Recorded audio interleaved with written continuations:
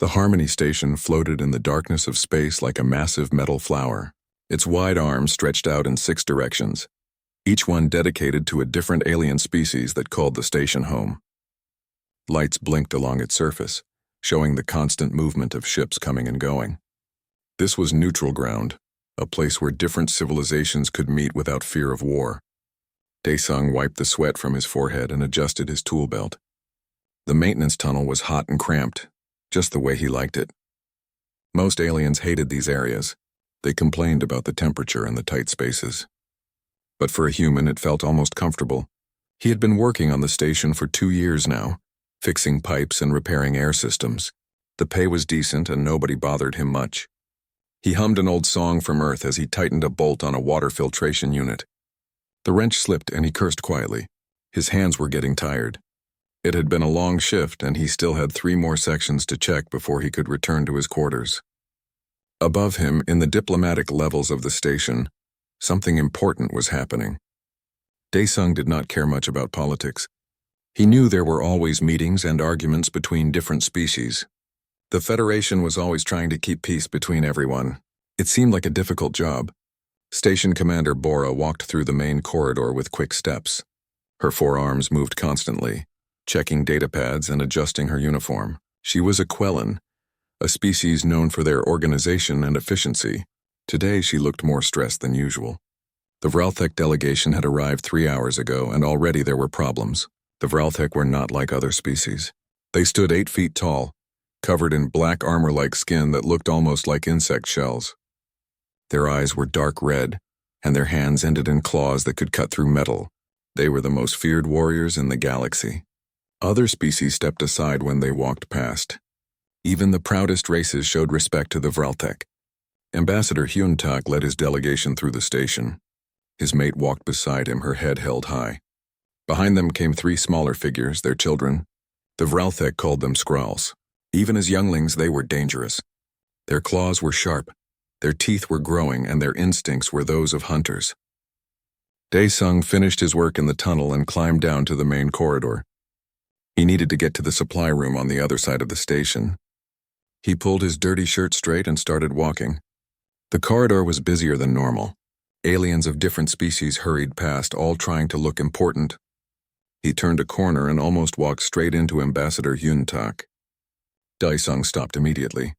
His heart jumped in his chest. The Vralthek ambassador towered over him, looking down with those red eyes. The air seemed to get colder. Behind the ambassador, his mate and children stared at the human. "Sorry," Daesung said quietly. He stepped to the side, keeping his eyes down. He had learned that most predator species saw direct eye contact as a challenge. Hyun-tak did not move. He studied the human for a long moment. His translator device clicked and hummed before his words came out in standard galactic. "Human, you work on this station." It was not a question. Daesung nodded. "Yes, sir. Maintenance department.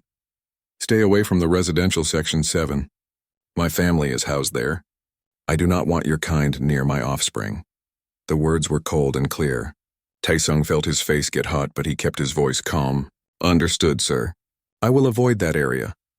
Hyun-tak stared at him for another moment, then walked past. His family followed. The 3 Skrulls chittered as they passed, making sounds that the translator did not convert. They looked at Daesung with curious eyes, tilting their heads. When they were gone, Daesung let out a long breath. His hands were shaking slightly. He had seen Vralthek before on the station, but never that close. The stories about them were terrifying. They came from a death world even worse than Earth. Their planet had predators that would make Earth's dinosaurs look small. He continued to the supply room, trying to forget the encounter. It was not personal, he told himself. The Vralthek were protective of their young. That made sense. Most species were. In the diplomatic conference room, the real problems were beginning. The Federation had called this meeting to discuss mining rights in the outer sectors. 3 species claimed the same region of space. Tensions were high. The Vralthek had been invited as neutral observers, powerful enough that their opinion mattered. But Hyun-tak was not interested in being neutral. He sat at the large table, his claws tapping against the metal surface. The other delegates kept glancing at him nervously. "The Federation claims to want peace," Hyun-tak said, his voice deep and rough. But I see only weakness. You allow species to argue over resources instead of claiming them by right of strength. A small, blue-skinned delegate named Taimin stood up. He was Peltharian, a species known for their diplomatic skills. Ambassador, we believe that cooperation is stronger than conflict. The Federation has maintained peace for 300 cycles. Peace built on fear, Yuntak replied. Fear of the strong, not true cooperation. Commander Bora tried to calm the situation. Ambassador, we respect the Vralthek position. Your people have chosen not to join the Federation, and we honor that choice. But we hope you can see the value in our methods. Yuntak was quiet for a moment. I see talking. Much talking. My people prefer action. The meeting continued, but it was tense.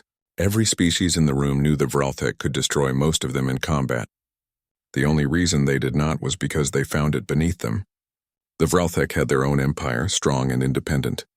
They did not need the Federation. Back in the maintenance tunnels, Daesung was finishing his shift. He was tired and hungry. His communicator beeped. It was his friend Jiwoo, one of the few other humans on the station. Want to grab food? Her voice came through clearly. Sure, meet you at the human section in 20 minutes. Got it. Hey, did you hear about the Vralthek? They are scary as hell. Saw them in the main corridor today.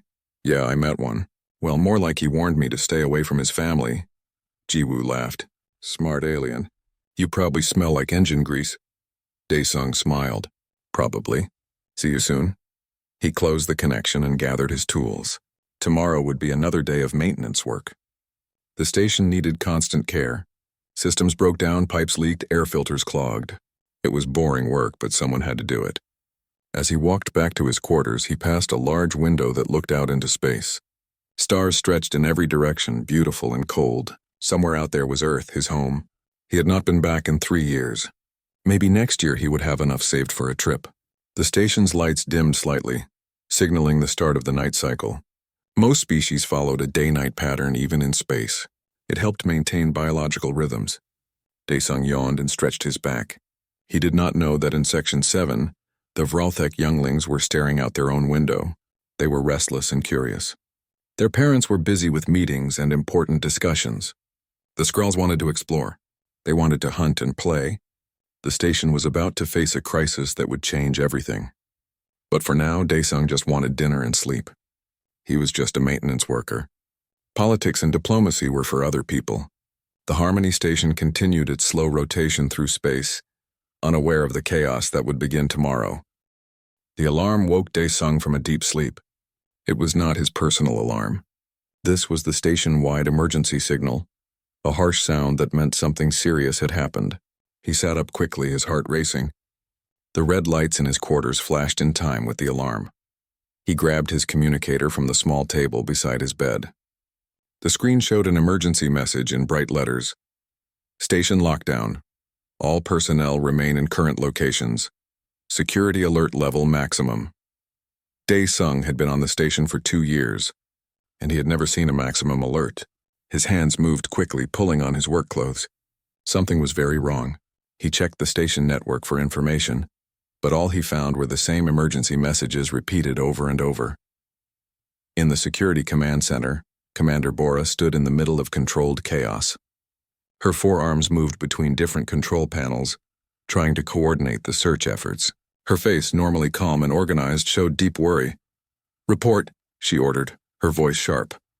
A security officer named Kang Dai looked up from his station. He was human, one of 5 in the security department. Commander, we have searched sections 1 through 12. No sign of the targets. All docking bays are sealed. No ships have left the station. What about the internal sensors? Nothing. It is like they vanished into air. Bora's main hand slammed down on the console. This was impossible. 3 Vralthek younglings could not just disappear. The station had sensors everywhere. Cameras covered almost every corridor. Yet somehow Ambassador Hyuntak's children were gone. It had started 4 hours ago during the station's night cycle. The ambassador's maid had gone to wake the Skrulls for their morning meal. Their quarters were empty. The beds were disturbed, showing the younglings had slept there, but now they were gone. The door had not been opened. The windows were sealed. There was no logical explanation. Hyuntak had immediately suspected kidnapping. His rage had been terrible to witness. He had nearly torn apart the security team that came to investigate. Only his mate's calm voice had stopped him from attacking. Now, he and 6 of his warriors were conducting their own search, and they were not being gentle about it. In Section 4, Hyun-tak moved through the corridors like a force of nature. His claws scraped against the walls. His red eyes scanned every corner, every vent, every shadow. Behind him, his warriors spread out, checking each room with aggressive thoroughness. A Peltharian merchant stepped out of his shop and immediately backed away when he saw the Vralthek approaching. Hyun-tak grabbed him by the front of his clothing, lifting him off the ground. "Have you seen 3 Vralthek younglings?" The translator made his words understandable, but the raw anger in his voice needed no translation. "No, Ambassador. I have seen nothing. I swear on my family line." Hyun-tak dropped him and moved on. Every moment his children were missing, his control slipped a little more. On his homeworld, losing offspring was the greatest shame a parent could face. More than that, it meant failure of the most basic duty, protection. The diplomatic conference had been cancelled. The other delegations had retreated to their quarters, afraid to be caught in the Vralthek's path.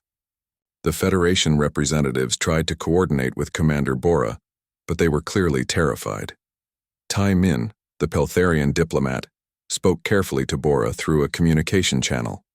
"Commander, if those younglings are harmed, the Vralthek will hold the Federation responsible. This station could become a war zone." "I am aware of the situation," Bora replied, her voice tight with stress. "We are doing everything possible. Everything possible may not be enough. The Vralthek do not forgive easily." In the lower levels of the station, Dae-sung ignored the lockdown order. His communicator had received a maintenance emergency code. One of the main water recyclers in Section 15 was failing. If it shut down completely, half the station would lose water within 6 hours. Emergency or not, that system needed to be fixed. He moved through the empty corridors quickly. Most people were staying in their quarters as ordered. The few security officers he passed were too busy to question him. His maintenance uniform and tool belt made him look official enough. The recycler was in a bad state. Someone had ignored the warning lights for too long. Dae-sung swore quietly and started working. His hands moved with practiced skill, replacing filters and clearing blocked pipes. The work was dirty and difficult, but necessary. Above him, the search continued. Every hour that passed made the situation worse. Commander Bora had to pull security teams away from the Vralthek warriors twice to prevent violence. The warriors were destroying property in their search, tearing open locked storage rooms and forcing their way into private quarters. The station's various species were becoming angry. Yes, the missing younglings were a tragedy, but the Vralthek were causing damage and terrorizing innocent people. Several delegations were demanding the Vralthek be confined to their quarters. Bora knew that was impossible. Trying to confine Hyun-tak and his warriors would only make things worse. She needed to find those younglings before the situation exploded into something much bigger. Ji-woo reported to the command center after finishing her search of Section 8. She looked tired and frustrated. "Commander, we have found nothing. It does not make sense. How can 3 large predators hide on a space station?" "The ventilation system," Bora said suddenly. "The ducts are large enough for younglings to crawl through. We need to check every duct in the residential sections. That will take days. We do not have days. Then we work faster. Take your team and start with Section 7, work outward." Ji-woo nodded and left quickly. She gathered her team and headed to the residential section. The ventilation access points were marked on her datapad. There were hundreds of them throughout the station. Hyun-tak returned to his quarters to check on his mate. She sat very still, her eyes closed, her breathing slow. Among the Vralthek, this was a sign of deep emotional pain. She blamed herself for the loss of their children. "We will find them," Hyun-tak said, his voice softer than it had been all day. "They are frightened," she replied quietly. "They woke in the night and became curious. I should have stayed awake. I should have watched them. The fault is not yours. Someone took them. Someone will pay." But even as he said it, doubt crept into his mind. The security recordings showed no one entering or leaving their quarters. The door sensors had not been triggered. It was as if the younglings had simply walked through walls. Time continued to pass. 6 hours since the discovery. Then 8, then 10. The station's population grew more restless with each hour. Rumors spread quickly. Some said it was a political kidnapping. Others claimed the younglings had been killed. A few even suggested the younglings had never existed, that this was all a Vrelthek trick. Dae-sung finished repairing the water recycler and sat down on the floor exhausted. His communicator showed 17 new messages, all emergency updates about the lockdown. He scrolled through them, learning about the missing Vrelthek younglings for the first time. He felt sympathy for the parents. Losing children was every parent's nightmare, no matter what species you belonged to. He hoped the younglings would be found safe. Standing up, he gathered his tools and checked his work one more time. The recycler hummed steadily, working properly again. He made a note in his maintenance log and prepared to return to his quarters. That was when he heard it. A small sound, barely noticeable over the machinery, a chittering noise like claws on metal. It came from above, from the ventilation duct. Dae-sung looked up. The duct opening was dark. He waited, listening carefully. There it was again. Something was moving inside the duct. Probably just the airflow making the metal expand and contract, he told himself. But the sound came a third time, and now it sounded closer. He pulled a flashlight from his belt and pointed it at the duct opening. 2 red eyes reflected the light back at him. Then 2 more. Then 2 more. Dae-sung froze. 3 pairs of red eyes stared at him from the darkness of the vent. Whatever was in there was watching him. And based on the size of those eyes, it was big. The chittering sound came again, louder now. The eyes moved, getting closer to the opening. Dae-sung's mind raced through possibilities. No station wildlife would have eyes like that. No maintenance robots either. Then he understood. Those were not just any eyes. Those were Vrelthek eyes. He had found the missing younglings. Dae-sung stood very still. His heart pounded in his chest, but he kept his breathing steady. The 3 pairs of red eyes watched him from the darkness of the ventilation duct. He knew he should call security immediately. He should back away slowly and let the professionals handle this. But something stopped him. The eyes did not look aggressive. They looked curious, and maybe a little scared. "Hey there," he said softly, keeping his voice calm. "You 3 lost?" The chittering stopped. The eyes blinked. One of the younglings moved closer to the opening. In the light of his flashlight, Dae-sung could see it clearly now. The Skrull was about the size of a large dog, covered in black armored skin that would someday grow as hard as its parents. Its claws gripped the metal of the duct, and its small teeth were visible as it opened its mouth. The youngling made a sound, something between a hiss and a chirp. The translator on Dae-sung's belt remained silent. Whatever language the Skrulls used among themselves, it was not programmed into standard translators yet. "Yeah, I do not understand you either," Dae-sung said. He slowly lowered himself to sit on the floor, making himself less threatening. "But I bet you are scared, right? Lost in a big station, do not know how to get back?" The youngling tilted its head, watching him. The other 2 moved closer, their claws clicking softly on the metal. They were definitely curious now. Dae-sung's mind worked quickly. He should call this in. But his communicator was broken, he suddenly realized. He had dropped it while working on the recycler, and the screen was cracked. It still showed messages, but he could not send anything. He was alone with 3 Vrelthek younglings, and nobody knew where he was. The first Skrull dropped down from the vent opening. It landed on the floor with surprising grace, immediately lowering into a crouch. Its red eyes never left Dae-sung. The human remained still, letting the youngling approach at its own pace. Back on Earth, Dae-sung had grown up with dogs. His family had owned a large mixed breed that loved to play rough. He remembered how to read body language, how to show he was not a threat. Slowly, he extended his hand, palm down, fingers relaxed. The Skrull sniffed at his hand. Its nose was surprisingly warm. After a moment, it made a soft rumbling sound. Not aggressive, almost friendly. "Good," Dae-sung whispered. "See, I am not scary. Just a dumb human who fixes pipes." The other 2 Skrulls dropped down from the vent. They immediately started exploring the room, their claws scratching on the floor. One found Dae-sung's tool belt and started sniffing it with great interest. The other approached the water recycler, chittering at the humming machinery. Dae-sung watched them carefully. They moved like predators, but their behavior was playful. They were children, he reminded himself. Dangerous children with claws and teeth, but still children, and right now they seemed more interested in exploring than attacking. The first Skrull sat down in front of him, still watching. It made another sound, softer this time. Dae-sung smiled. "You want to play?" "Is that it?" He looked around the room for something safe. His dirty work shirt was hanging on a pipe where he had left it earlier. Slowly, making sure the younglings could see what he was doing, he reached for the shirt and pulled it down. The Skrulls immediately focused on the movement, their bodies tensed, ready to pounce. Daesung bunched up the shirt and tossed it gently across the room. All three younglings exploded into motion. They raced after the shirt, stumbling over each other in their excitement. The first one to reach it grabbed the fabric in its teeth and shook it violently. The other two immediately tried to steal it away. Within seconds, they were engaged in a fierce game of tug-of-war. The shirt stretched between them as they pulled and growled. Daesung laughed despite himself. They really were like puppies. One of the Skrulls suddenly released the shirt and charged at Daesung instead. He barely had time to brace himself before the youngling crashed into him, knocking him onto his back.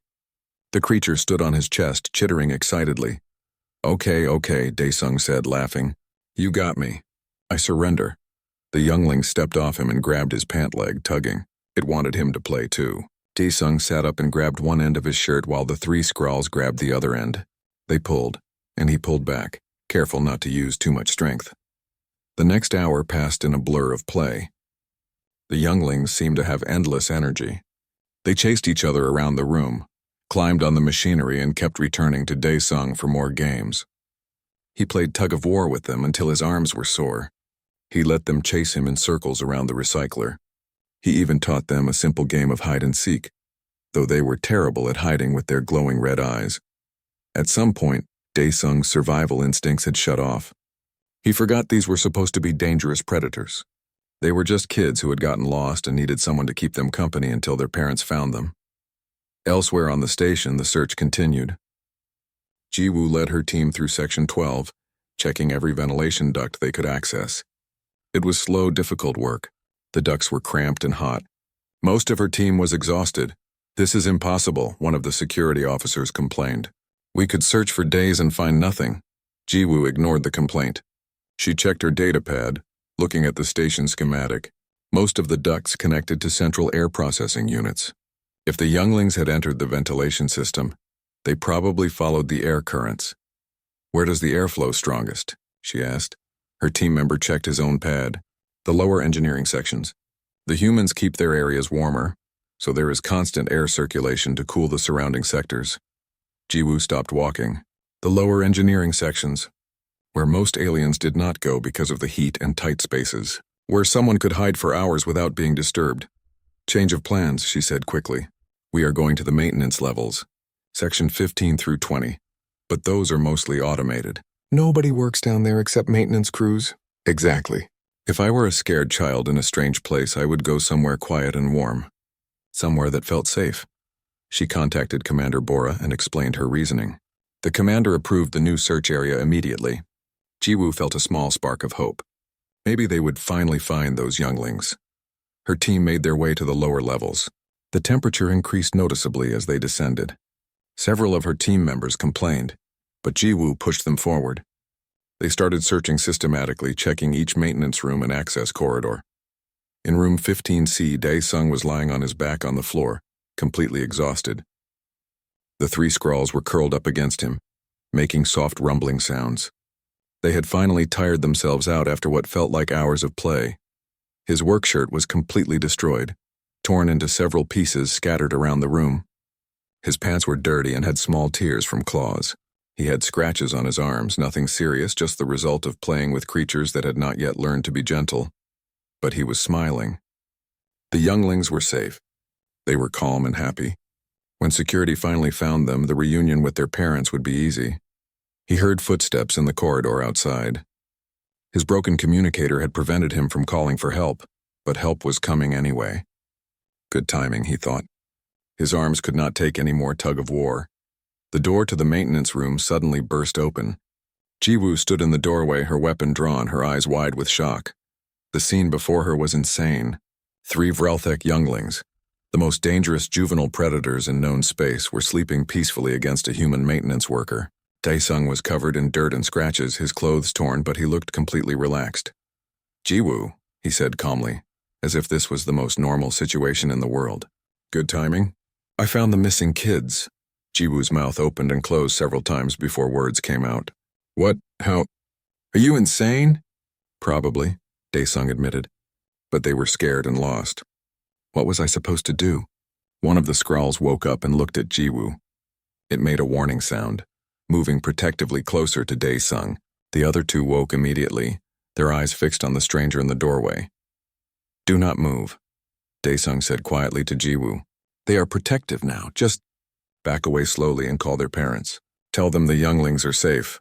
Jiwoo could not believe what she was hearing. This idiot had been playing with Vralthek children. He should be dead. He should be torn apart.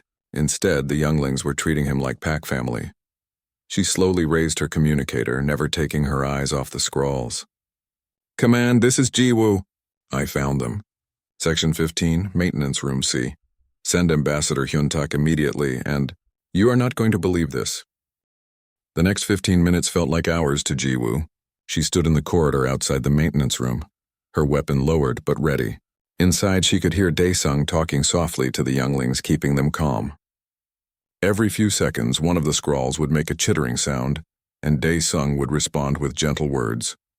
Commander Bora arrived first, running faster than Jiwoo had ever seen her move.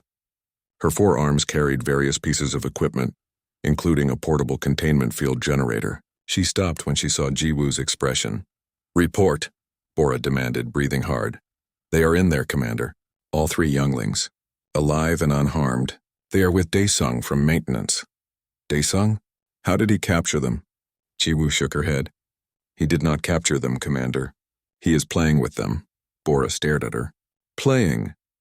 Yes, Commander. Playing. Like they are pets. Before Bora could respond, heavy footsteps echoed through the corridor. Ambassador Hyuntak appeared, followed by his mate and 4 of his largest warriors. The Vralthek moved with deadly purpose, their claws extended, their eyes burning with barely controlled rage. Hyuntak stopped in front of Jiwoo. He towered over her, and for a moment she thought he might strike her down just for being in the way. But his voice, when it came through the translator, was strangely controlled. Where are my children? Jiwoo pointed to the door. Inside, Ambassador. But I need to warn you, Hyuntak did not wait for warnings. He pushed past her and slammed the door open. The metal shrieked in protest. His warriors followed immediately, ready for combat. The sight that greeted them stopped everyone cold. Daesung sat on the floor, his back against the wall. The 3 Skrulls were arranged around him in various positions.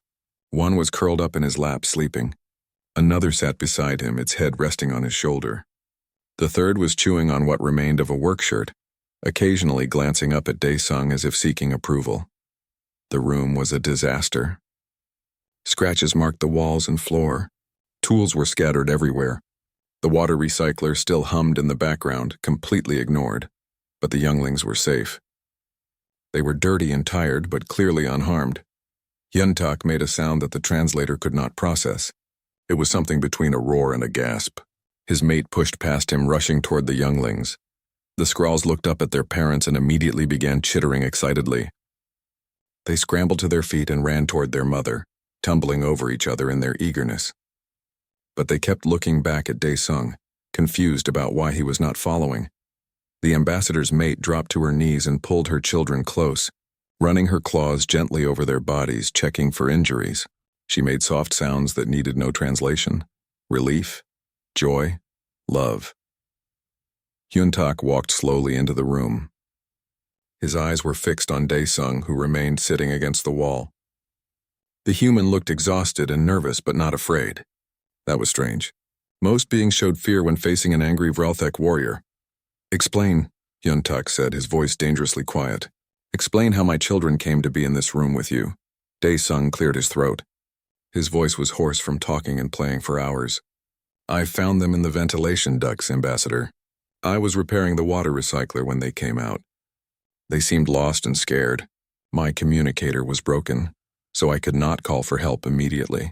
I kept them here and tried to keep them calm until security found us. You kept them calm by playing with them. It was not a question, but Daesung nodded anyway.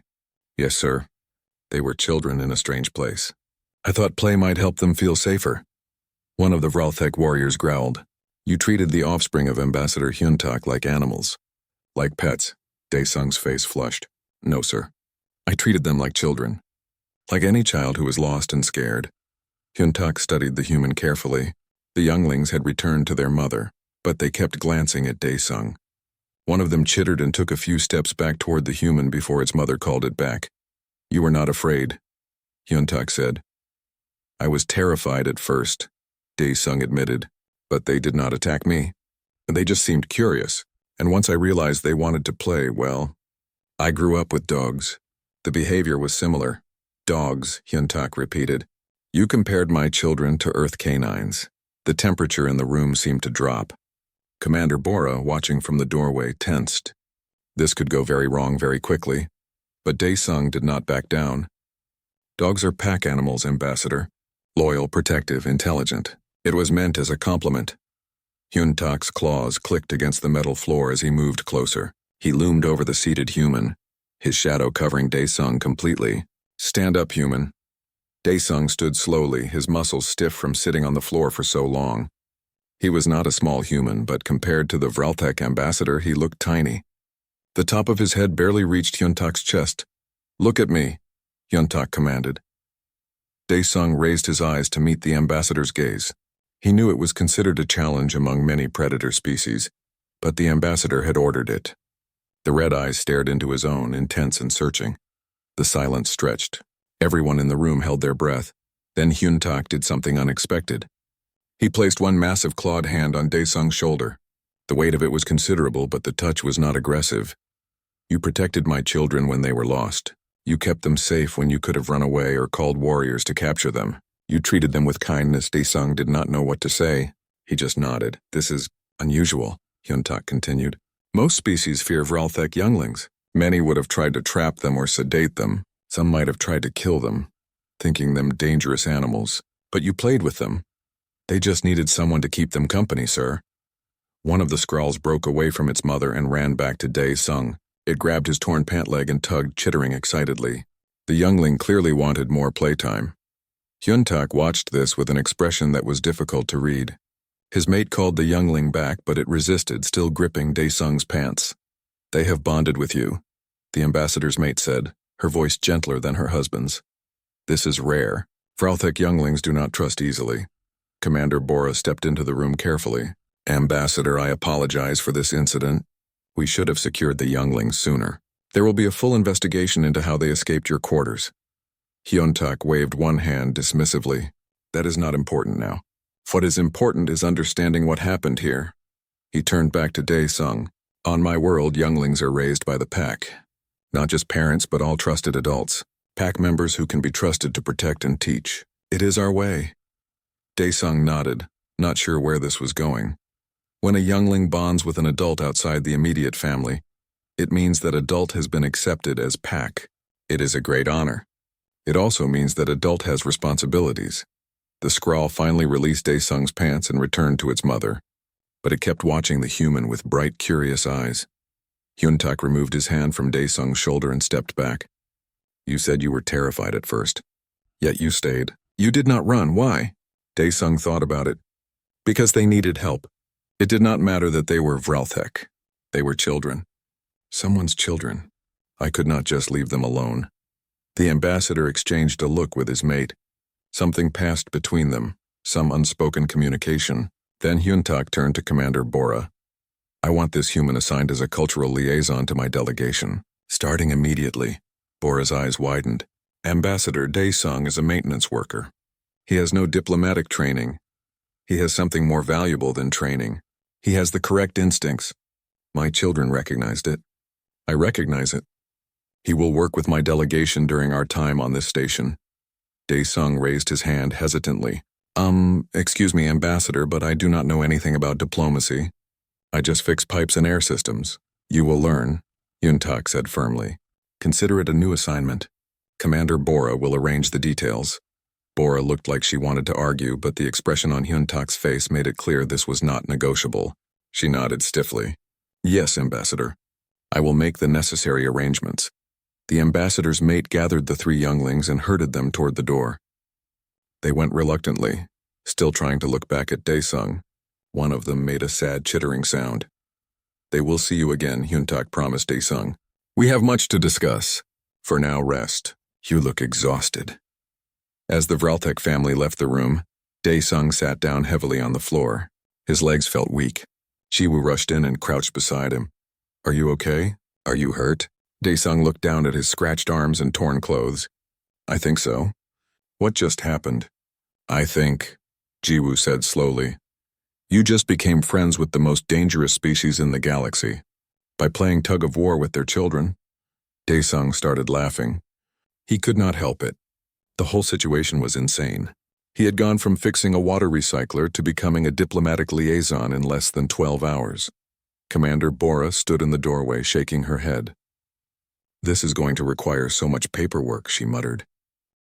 3 days had passed since the incident in the maintenance room. Dae-sung still could not quite believe what had happened to his life. He sat in a small conference room in the diplomatic section, wearing clean clothes that Jiwoo had helped him pick out. His usual maintenance uniform had been replaced with something more formal, though he felt uncomfortable in it. The door opened and Ambassador Hyun-tak entered alone. Without his warriors or his family, he seemed slightly less intimidating. Only slightly. Thank you for meeting with me, the ambassador said, settling into a specially reinforced chair. The furniture in this room had been modified to support Vralthek weight. I did not think I had a choice, sir, Dae-sung replied honestly. Hyun-tak made a sound that might have been a laugh. You are correct, but I appreciate politeness nonetheless. Tell me, how are you adjusting to your new role? Honestly, I have no idea what I'm doing. Commander Bora gave me some files to read about diplomatic protocols, but it all seems very complicated. Good. Complicated is often another word for dishonest. Simple truth is better. Dae-sung relaxed slightly. Maybe this would not be as difficult as he feared. Hyun-tak leaned forward, his claws resting on the table. I want to explain something to you. Something about my people and why what you did matters so much. I just played with your kids, Ambassador. I did not think it was that important. That is exactly why it is important. You did not think. You acted on instinct. Let me tell you about Vralthek culture. The ambassador explained that on the Vralthek homeworld, strength was valued above all else, but not just physical strength. The strength to protect, the strength to make difficult choices, and most importantly, the strength to recognize when someone needed help regardless of danger. Our younglings are taught from birth to be warriors, Hyun-tak said, but they are also taught to recognize pack-worthy individuals, adults who can be trusted, adults who will protect them without hesitation. But I am not Vralthek, Dae-sung protested. No, you are human. That makes what happened even more significant. Hyun-tak's eyes seemed to glow slightly in the dim light. I have been studying your species since we arrived. The Federation sees humans as weak, soft-skinned prey animals who survived their death world through luck. That is pretty much what most species think of us, Dae-sung agreed. They are wrong. I have been watching, learning. Humans have something rare in the galaxy. You bond with anything. Your history shows you domesticated wolves, turned them into companions. You befriend creatures that should be your enemies. You form emotional connections with beings that have nothing in common with you. Dae-sung thought about his childhood dog. I guess that is true. We like making friends. It is more than that. It is instinctive. When you found my children, you did not see predators first. You saw lost younglings who needed help. That kind of thinking is dangerous. Dangerous? Dangerous to those who would threaten what you care about. Humans protect their pack fiercely. I have read your history. You go to war for your allies. You sacrifice yourselves for strangers. This is pack behavior at a scale I have never seen before. Hyun-tak stood and walked to the window that looked out into space. The Federation is built on careful alliances, political maneuvering, and mutual benefit. Every species calculates what they gain versus what they give. It is logical but cold. And the Vralthek do not operate that way. We operate on pack loyalty. Once you are accepted as pack, we would die to protect you. We do not calculate benefit. We simply act. The ambassador turned back to face Dae-sung. This is why we have never joined the Federation. We do not trust their system. They see allies as resources. Dae-sung was beginning to understand. But you trust humans now? Because I played with your children? I trust you because you demonstrated pack behavior without knowing it. You protected my younglings because it was the right thing to do. Not for reward, not for status, just because they needed help. There was a gentle knock on the door. The ambassador's maid entered, followed by the three Skrulls. The younglings immediately spotted Daesung and chittered excitedly. Their mother released them and they scrambled across the room. Daesung found himself surrounded by enthusiastic Vralthek children. They climbed on him, tugged at his clothes, and made happy sounds. He laughed and tried to keep them from knocking him over. "They have been asking to see you every day," the ambassador's maid said. Her name was Haijin, Daesung had learned. She smiled, showing rows of sharp teeth that would have terrified most people. "You made quite an impression." "I am glad they are okay," Daesung said, gently pushing one of the Skrulls off his lap before it could shred his new clothes. "Have they been behaving?"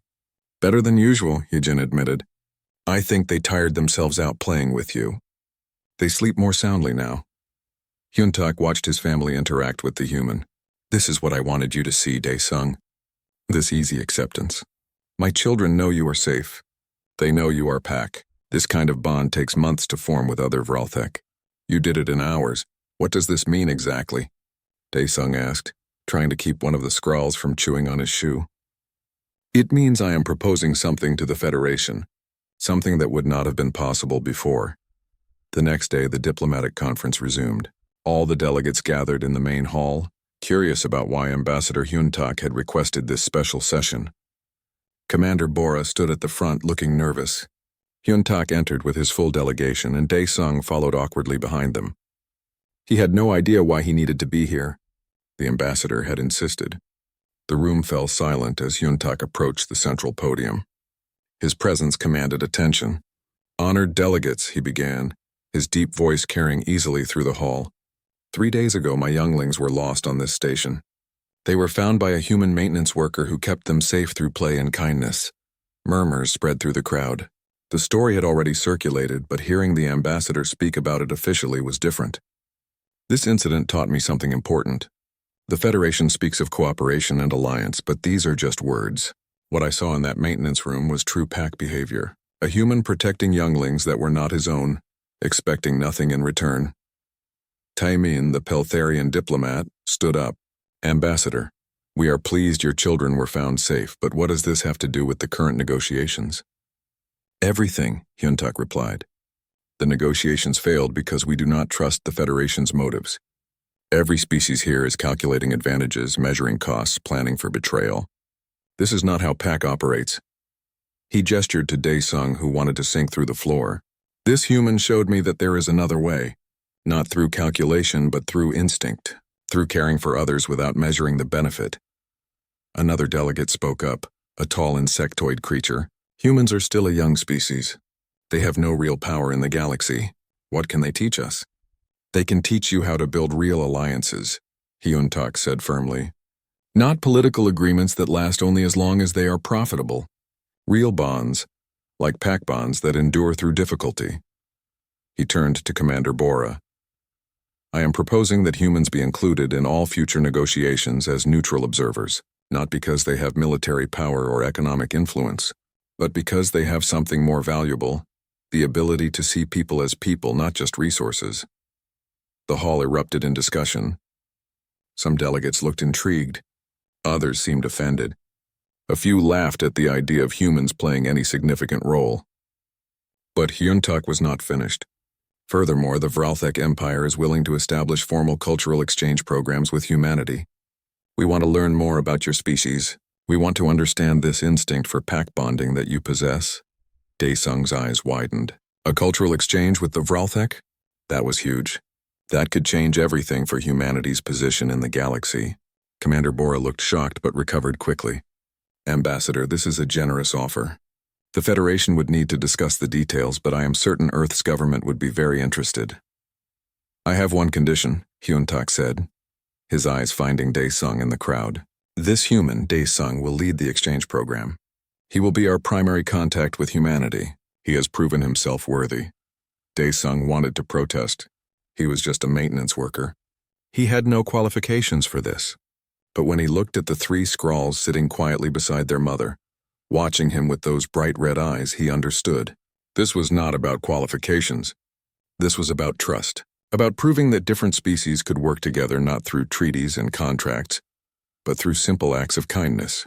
The weeks that followed were chaotic. Dae-sung had to learn diplomatic protocols, attend endless meetings, and answer thousands of questions about human culture. But he also got to spend time with the Vralthek younglings, teaching them games and learning about their world. The cultural exchange program was approved. Plans were made for Vralthek scholars to visit Earth and human researchers to visit the Vralthek homeworld. Other species started to pay attention to humanity and